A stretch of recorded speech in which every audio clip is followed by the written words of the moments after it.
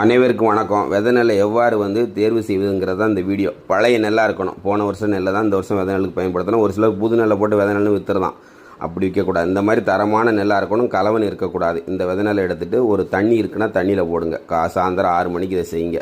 தண்ணியில் போட்டிங்கன்னா கருக்கா நெல், வண்டு வந்த நெல், இந்த மாதிரி, ஏன்னா ஒரு வருஷம் பழைய நெல்னால் வண்டு வந்துடும். அதெல்லாம் அரித்து வெளியில் எடுத்துக்கோங்க. எடுத்துட்டிங்கன்னா நல்ல விதை நெல் உடைய நெல்மணிகள் அடியில் தங்கிக்கிடும். அப்போ என்ன பண்ணணும் அப்படின்னா, அந்த கருக்காலம் அரித்த பிறகு மேலே உள்ள அந்த கருக்காலம் அரிச்சிடுவீங்க. கீழே உள்ள விதையும் நெல் ஃபுல்லாக எடுத்து இன்னொரு டப்பால் எடுத்து போடுங்க. எல்லாம் அள்ளி இது எப்போ போடணும் அப்படின்னா, அடுத்த நாள் காலையில் பார்த்தீங்கன்னா இந்த மாதிரி எடுத்து போடணும்.